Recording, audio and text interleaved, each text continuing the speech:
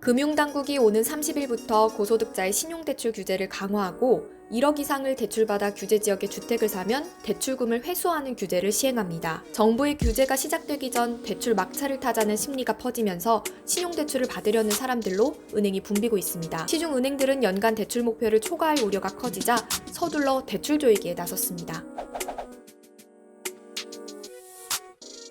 정부가 신용대출 규제를 발표한 것은 지난 13일입니다. 일명 영혼까지 끌어모은 영끌 대출로 부동산 투자를 하는 사람들을 막기 위해 두 가지 조치를 발표했는데요. 하나는 연소득 8천만 원을 넘는 고소득자의 신용대출에 브레이크를 건 겁니다. 연소득 8천만 원 이상 고소득자의 신용대출 총액이 1억 원을 넘으면 총 부채원리금 상환 비율, 즉 DSR을 40% 이하로 제한하기로 한 것인데요. DSR 40% 이하면 연소득이 1억 원일 때는 연간 갚아야 하는 원금과 이자가 4천만 원 이내여야 하고 연소득이 8천만 원일 땐 3,200만 원 이내여야 한다는 뜻입니다. 그간 은행들이 통상 연소득의 1.5배 정도를 신용대출로 내줬다는 점을 감안하면 대출 가능 금액이 최대 10분의 1 수준으로 줄어든 셈인데요. 만약 연봉 8천만 원인 직장인이 기존의 주택담보대출 2억 원과 신용대출 1억 원을 받아놓은 상태라고 가정해보겠습니다. DSR 적용 전엔 신용대출을 통상 1억 2천만 원까지 받을 수 있었다면 적용 이후 추가로 받을 수 있는 금액은 1,900만 원으로 대폭 줄어들게 됩니다. 연봉이 1억 원인 경우 1억 5천만 원에서 7,800만 원, 연봉이 1억 2천만 원일 땐 1억 8천만 원에서 1억 3,700만 원으로 줄어들게 되죠. 두 번째는 연소득과 상관없는 신용대출 회수 조치인데요. 1억 원 넘게 신용대출을 받은 개인이 1년 안에 서울, 과천, 수원 등 부동산 규제 지역의 주택을 사면 신용대출이 회수되는 겁니다.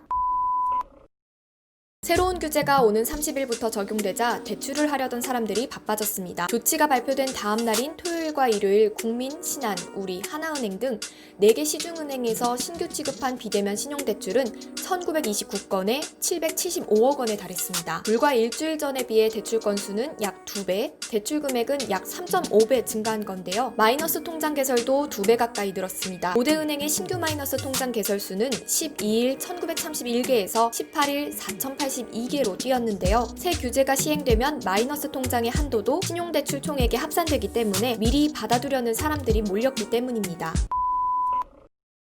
일부 은행들에선 벌써부터 대출 조이기가 시작됐습니다. 대출을 하려는 사람들이 몰리면서 대출 총량 관리 과제가 발등에 떨어졌기 때문인데요. KB국민은행은 23일부터 신용대출 1억 원이 넘는 사람에 대해 총 부채원리금 상환 비율 40% 규제를 적용합니다. 우리은행은 지난 19일 최대 3억 원까지 내줬던 마이너스 통장 한도를 최대 1억 원으로 낮췄는데요. 신한은행, KB국민은행도 전문직 대상 마이너스 통장 최고 한도를 1억 원 수준으로 내려놓은 상태입니다. 농협은행은 지난 18일부터 우량 신용대출과 일반 신용대출의 우대금리를 각각 0.2%, 0.3%포인트 줄였고 20일부터는 연봉 8천만 원 이상 고소득자의 신용대출 한도를 연소득 2배 이내로 축소해놓은 상황입니다.